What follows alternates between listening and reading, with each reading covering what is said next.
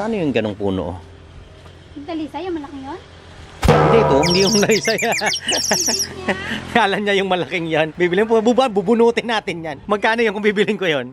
Yung talisay. Kaya tinatanong ko siya kung magkano yung ano, yung magkano yon. Kala niya yung puno ng talisay bubunutin. Pag binunot natin, magkano yun, Neng? Yung talisay na yon. Kano to? 150 po. Ang set of 3 po kasi niyan 550. Magkano to? 150? Opo. Sabi mo kanina 250. Ito po 250, 150, 250. Ah, 150, 250. Oh, dito na ako sa 150, mas mura. Oh, yan. Loko talaga. Yan ay mga old. Anong magandang halaman na nagpo-provide ng oxygen sa loob ng bahay? Yung snake plants, 'di ba? Yun ang pinakamalakas. Ano yung masasuggest na iba? Snake plants, 'di ba? Saan kayo galing? Pat parang ang dami yung ginagawa. Nagtatanim po. Pag wala pong bayan, nagtatanim po kami. Mas maigi po yung kaysa magmarites. Kaya nga, mas maigi kaysa magmarites, no? Kaya ano masasabi niyo sa mga marites? Sir, walang mapapala. Walang mapapala, nakakahirap ng buhay, no? Ay, di kami walang marites dito. Oh. Kaming marites dito pagtatanim. Pinag-iigi namin magtanim. Alam ko na kung sino ka marites nyo dito. Yung halaman, kinakausap nyo. Kauna, kausap namin halaman. Maka-order nga sa TikTok. Ano kayang maganda? Ay, ito, kailangan ko to. Pang side mirror para makita ko yung mga blind spot. Ano yun? Ano yun? Ano yun? Tangina. Kaka-order ko lang po sa TikTok. May ano na agad. Nandito na agad ang bilis, oh. Ganun ba kabilis ang serbisyo nyo? Grabe talaga mga abnormal. Ang bilis talaga ng serbisyo ng ano, TikTok. Bring it back, bring it back, bring it back, bring it back now, bring it back, bring it back, bring it back, bring it back now. So dapat fasting kami mga abnormal. Paano ba nagsimula tong fasting natin at napakain tayo ngayong gabi? Usapan nga kanina, fasting eh. Ha? Naging festing. Sabi ko kasi huwag pag-uusapan ng pagkain. Labas-labas ka kasi sa kusina. Ha? Lumabas ka pa kasi. Sabi ko kasi huwag pag-uusapan ng pagkain. Habang natutulog kami, nagsimula siya ng topic na ganito. Huwag tayo mag-usap ng pagkain, ha? Ano sabi? Ikaw? Fasting kami ng 18 hours. Pero bukas na magsimula. Wow! Mamili ka. Sarap po. Mamili ka. Malaki, maliit. Kahit saan dyan. Tanong ka lang ng tanong. Hindi ka kakain? Kung hindi, kakain ako.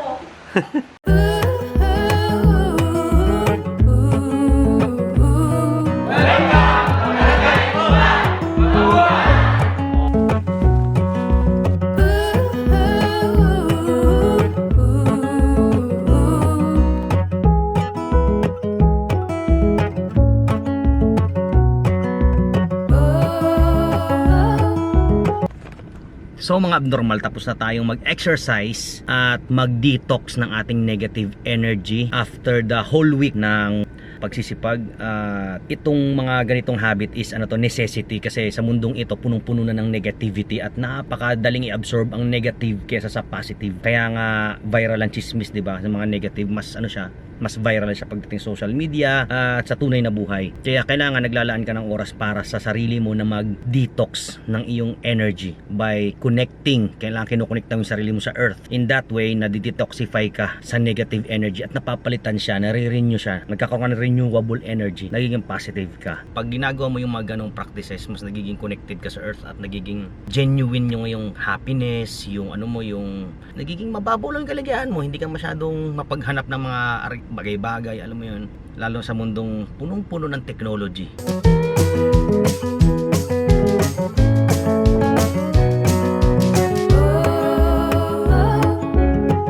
Hindi masama minsan na gumastos ka ng malaking gastusin sa pagkain. Like for example dito, medyo para sa akin mahal na siya, pero ang maganda doon pag gumagastos ka ng malaki, nag-upgrade din yung level ng ng level na diskarte mo sa buhay. Kasi pag lagi ka lang naglalaro sa mababang expenses para ikaw ay maging masaya or para ma-comfort mo yung sarili mo minsan, hanggang doon na lang din yung magiging result na nakukuha mo. Naging average na lang din yung laruan yung magiging result mo eh.